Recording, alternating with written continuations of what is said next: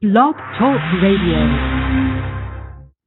Are you ready to take a bite out of the competition? Are you looking for ideas to make your business better? Welcome to the Core Business Show with Tim Jacquet, sponsored by Apple Capital Group. At the core of every successful business, you'll find people making a difference. And with each episode of the Core Business Show, we talk with those people, examine those ideas, and explore the strategies that make them special. Now, the host of the Core Business Show, Tim Jacquet. Well, good afternoon, and welcome to another edition of the Core Business Show. I'm Tim Jacquet, your host. Today, I have the pleasure of having Jennifer Geronimo. We're going to talk about her company and what is life enlightenment, and how can you employ those practices to your business. So, if you have a question, go ahead and pose a question in the chat room, or you can email me at info@Apple Capital Group, or Twitter at #AppleCapital, or you can go ahead call in at 347-324-3460. Hey, Jennifer, welcome to the program. Thank you so much. How are you doing today? I'm getting there. It's kind of hot and humid in Dallas, Texas, so trying to get used to it. Well, thank you for coming on the program. I guess to begin with, tell us about yourself. Our listeners like to hear personal stories about the person versus we just reading a bio. So that makes us kind of unique. So if you give us a moment, tell us about yourself. Yes, certainly. Let's see. I grew up on the East Coast, but now I live in Southern California, which is much better. Not a lot of snow. No snow, really. If I want to see snow, I can go an hour away and see it. And I started my business in 2001 when I moved to California from New York. Before I moved to California, I was in the music industry for over 10 years. And I was doing sales, marketing, and managing musicians. And the music industry in New York was fantastic. And then I moved to California, and it was not good at all. Needed to make some money to pay my rent, so I picked up a Marin Independent Journal newspaper, looking through the employment section, and there was a woman who advertised in there looking for someone to manage her as a speaker. And I was like, I've managed musicians, I can manage a speaker. So sent her my information. She started working with me, and she became my first client. And basically, a couple of weeks later, she started referring me to people and clients and friends. And then people started referring me. And before I knew it, I had a company. So it was something I really just fell into, and I feel very blessed. And that first client, her name is Jill Lublin. She's still a client of mine today. You know, almost 12 years later, she's still a client. We're still working together, and it's a lot of fun. Wow. That's amazing. Kind of when you moved from the music scene from, is it New York, or you said the East Coast? Okay, from New York, and transition that back to the West Coast. I will assume that the West Coast would be big in music just as well as New York area. It was not really, and I wasn't making the money at all that I was making in New York. So I needed to find some alternative if I were to stay on the West Coast. So yeah. It wasn't the same at all, because New York has, I think when people think of New York, they think of music, movies, theater, same as LA, but LA is more big in, TV and movies, whereas New York more in theater and music. Okay, wow. Okay, so now I can see, because with theater and large hotels and so forth, there's a lot, and there's a lot going on for musicians. Yeah, definitely. Okay. So many little clubs I used to get musicians in and stuff, where out on the West Coast, there's not the same type of scene. Unfortunately. Wow. Kind of tell us about what is Life Enlightenment, your business. Kind of tell us about the spin of Life Enlightenment. Yes, certainly. After I started working with Jill and she started referring me to people, and I noticed, wow, I've got a company on my hands now. I kind of stepped back a second and said, what are my goals? Why do I want to do this? I enjoy doing this. But instead of just making income, what are my long-term goals? And I learned that my long-term goals was to basically help speakers and authors get their message out, because they're making a difference in other people's lives by writing their books, by going out there and speaking. So, I figured they have something, a little nugget or a message that's going to enlighten the lives of others. So really, and I'm very picky about what clients I take on. I really only take on clients that I feel have a message that's going to enlighten the lives of others. So that's why I came up with the name of the company. Wow. That's amazing. When you actually look at those particular people, what do you actually look for as in clients, and what would be the ideal client for you? What I look for in a client is a lot of things, and it kind of changes and evolves too, over the years. But really, I look for something in them that is really going to make a difference in other people's lives, and that they're not going out there just for the money, but really they have a passion. They want to speak, they want to write, they want to make a difference to people, and you can tell that difference, and there's ways that we can make income from speaking and writing, there's lots of different ways, and I help all my clients with that. But when they come to me and that's all they're focused on, I know that's not their passion and their purpose. I can really tell the difference. So I really look for that passion and that purpose for what they're going to do, because the ones that really want it and desire it and know it's their calling, they're going to make a difference. They're going to get out there. They're going to get the bookings. So that's really what I look for. And also nowadays, I also look for people that are a little bit more established. Those that come to me that really don't have a lot of experience, I normally suggest to them that they do some consulting work with me before I, manage them. And when you talk about consulting work, how can a person go out there and consult? Just how will they make themselves available and to whom? For when I do my consulting, I do that because there's a lot of people out there who have a misconception about speaking and writing. They think that speaking, they're going to go out and they're going to speak for 45 minutes and get $10,000. That's so not the truth. And that's people come to me. I mean, every day I get calls like that.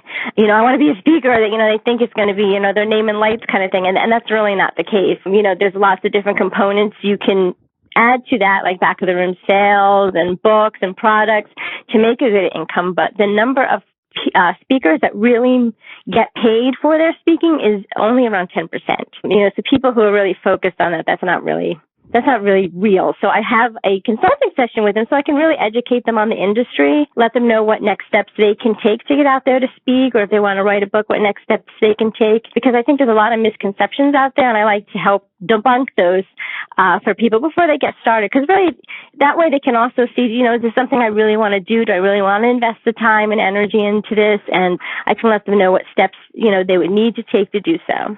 It's kind of ironic. I have several musician fans who has been doing this professionally, and some will take the church route because they can always have the income and do other things with a city. They just build around that core church position. They have some who actually are professional speakers who do workshops throughout the country. And then some of the complaints will say, well, I'm tired of airplanes. I'm tired of never home. And I said, okay, telling a friend of mine, I said, well, okay, how many people have the luxury to charge several $1,000s to just talk for a day and you're home for the weekend? Or if you're on the weekend, you can kind of schedule how you want things. You can either put it at the beginning of the year, or you can do so many per month, and and you're still going to be comfortable. But go ahead. That's something that I actually talk to new clients about too, because it really is a thing about their personality. I have one client who loves to travel. She is on the road practically every day of the year, speaking, doing her thing, and she loves it. But then I have clients, especially ones with children, who they really don't want to be out there that much. They're comfortable with doing 2-3 speaking engagements locally a month. So it's like, for me, I really look at that when a new client comes to me and, want to know their lifestyle. Do we want to focus on local stuff? Do you love to travel? Is that something you want to do? Because there's, I do hear a lot of complaints sometimes that there is too much travel. And then there's, another client who just loves it. She's, it's never enough for her. Wow. Is that some of the downsides? Because it's just to travel, or is this really, really difficult? I mean, I traveled every weekend for almost 2 years, and it wasn't really that bad. It's maybe when you become, you have some weather issues throughout the year, then you get delayed or something, but you're usually always going to make it home. You might not make it the time you want, but you will make it home. Yeah, exactly. If I was starting out and I want to become a speaker, and you mentioned that, hey, you need to go do some consulting, say they have a little consulting behind them and they have a little market behind them, how can you bring them to market? Because if they don't have a book or they don't have a product behind their name to help with that, what actually you would tell a person, hey, you need to write a book, or you need to go out there, I need something to market you by? It does help to have something to market you by. If there's just someone who's just a consultant, and I'm not going to say just because consulting is really big, but if they, because as long as they have the consulting that they can sell at speaking engagements and offer to people, that's great. They don't necessarily have to have a book or any products. That could be something that comes down the road. But at least something that you can offer people at your speaking engagements is important. Also, what are the challenges in actually placing a person for a speaking engagement? Have you run through some issues that, hey, you thought it was going to be a great fit and then something goes wrong? Or on the other end, the speaker went there and it just crashed and burned. And because the vibe that they got from the audience, because that can make a difference. Either you can have a person that can make the energy flow, or versa, you can have some people that can drain everything you got, and then just put you in a different level. Any type of stories? I have some, there's a lot of stories from over the years. Luckily not too many though. Most of the times when I book my clients, I'm really picky about making sure it's a match for them. Most of the obstacles that a client of mine would normally come in contact with at speaking engagements, like I had one client go to a women's conference in DC, and she's from California. So she flew all the way across the country to do this conference, and it was just so poorly organized. She was so confused, didn't know where to go. And, that sometimes happens with these big conferences, whereas it's not organized as well as it should be, and it makes it very challenging for my clients when they need to know where they need to be. And also at this particular conference too, they changed her room at the very last minute to a bigger room. So it was a lot of obstacles she ran into there. And there have been other things. I had another client one time in the winter stuck at the airport all day long. She did not make her speaking engagement, and things like that come up. Occasionally, not a lot, thank goodness. So wow. So when they don't make their speaking engagement, they're just out of luck in one sense. Does it ever get rescheduled in the future, or they kind of hold it against them? For that particular one, they did rebook her. I mean, there was nothing she could do. The poor thing was in tears at the airport. She was just stuck there. She really tried her hardest to get there, even tried to rebook flights and whatnot. So they were very good about rescheduling her. Wow. Okay. Question regarding when it comes to being self-employed, you have some challenges out there. Do you actually teach the person who is going to be a professional speaker, then they also need to look at other things, bookkeeping, or kind of keep aware of, or if you're going to be, have a payroll or this or that, or kind of tell us within that whole business unit, when they decide to do this professionally and they're going to make several $100,000s a year, then it puts them in a different category. What type of advice do you normally give them? Hey, this is how you need to manage this. Because it's just easy to get a check in your hand and you go on. Is there something more to that? Yeah, definitely. I don't do a lot of business consulting, but I do recommend for my clients that they do have an accountant, they have a lawyer, we have contracts for all their events and everything. Those things are very, very important. And from my own experience, also, I've always made sure I've had a contract for all my clients and keep impeccable books and things like that. And I have a great plethora of resources too for clients. So if they don't have any support system, I definitely have people I can refer them to. Wow. And when it comes to, on your website, you have like radio and TV show producing, lead research. Can you talk about those two areas that you handle as well?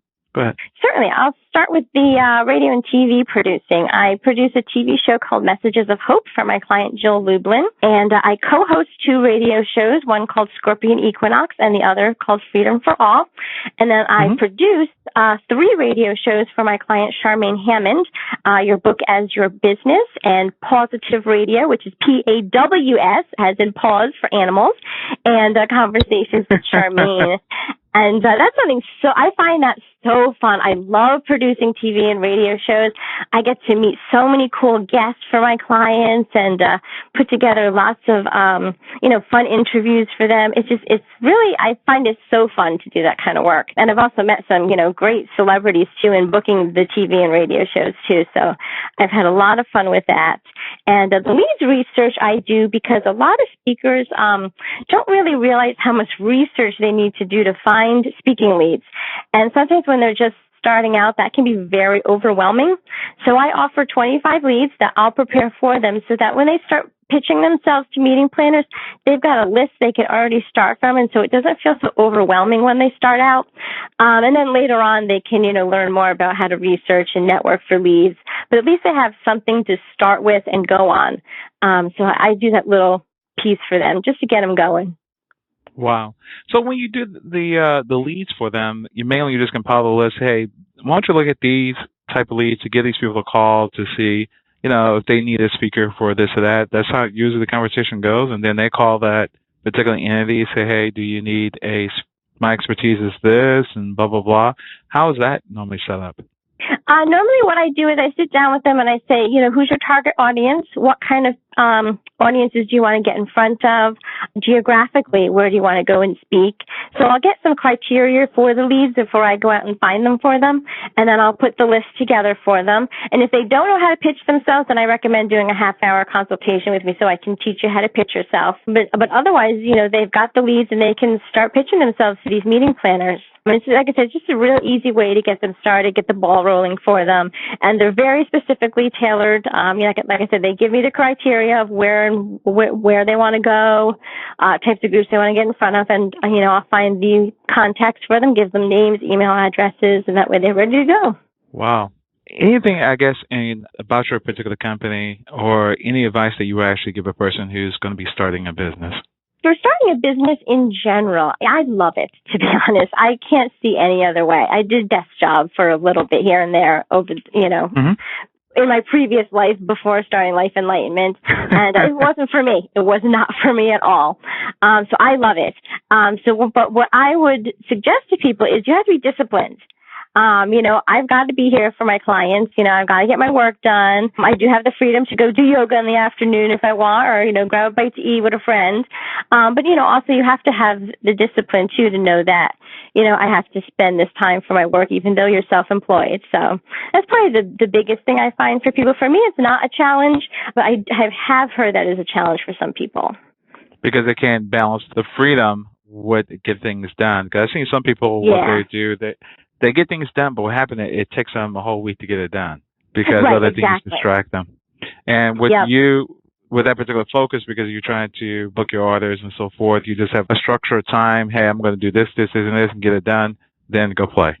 Yeah, exactly. I mean, I know that, I have my hours that I like to work, especially late in the afternoon, early evening for me is like the best time to work because not a ton of phone calls and emails are coming in.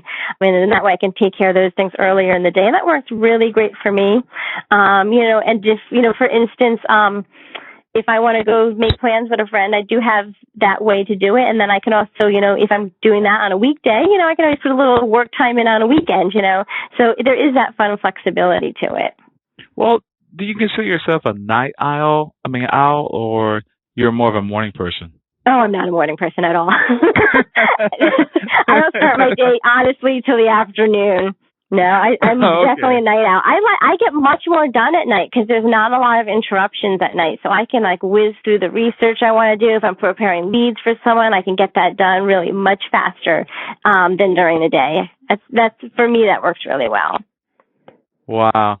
Okay, so even with the adjustment coming from the East Coast to the West Coast, the 4-hour difference, even so, it a lot of things you can get done is actually in the evening and at night. I think it's in my genes too. What's funny is my dad is in Florida on the East Coast, and he will sometimes email me when I'm still up at 2 a.m., and that's 5 a.m. his time, and he's always been a night owl. So I think it's also kind of maybe in my genes. So we're night owls, Geronimos. Wow. But in closing, all the things that you can probably summarize and say, hey, if you're looking to become a professional speaker, in summary, this is what you need to do. You need to do this, do that, then come to me, and this is what you can expect to do this professionally. Yes, certainly. I would say if you have a desire to get out there and speak, first of all, figure out what your message is. What are you going to do to make a difference for your audience? What message do you have to share? What information is going to really change people's lives for you to get out there and get in front of people and speak? And secondly, I like to tell speakers to get some tools together. I can even guide them on this too, but it's really important to have a website that's meeting planner and media friendly, meaning that you need to have your speaking topics up there, your bio, a little sample of you speaking, those things that meeting planners really look for when they're looking for a speaker. So that's really important. So the website, and then also those corresponding materials like the speaker one sheet, your bio, a speaker video, those things are really important. I can guide people on, what to do for those as well. Okay, perfect. Well, how can I contact you? My website is the best place, and that's life-enlightenment.com, life-enlightenment.com. Perfect. Well, Jennifer, I really appreciate you coming on the program. Well, I appreciate you inviting me. It's been very fun, and your program is fantastic, and I really appreciate your invitation and the great work that you do. Great. Same here. I really appreciate it. Thanks again, Jennifer. Thank you so much. Okay, take care. It's been another production of the Core Business Show with Tim JK. Thank you all for listening. You're going to download this episode on iTunes or Blog Talk Radio. Everybody, have a great day and take care. Thank you for listening to the Core Business Show with Tim JK. For a free quote on equipment leasing and financing, visit our website, applecapitalgroup.com. That's applecapitalgroup.com. And fill out the information to receive your free quote. We hope you'll join us for our next episode. And remember, you can always get to the core via iTunes. You'll find all our previous episodes there. Thanks again for listening to the Core Business Show with Tim JK.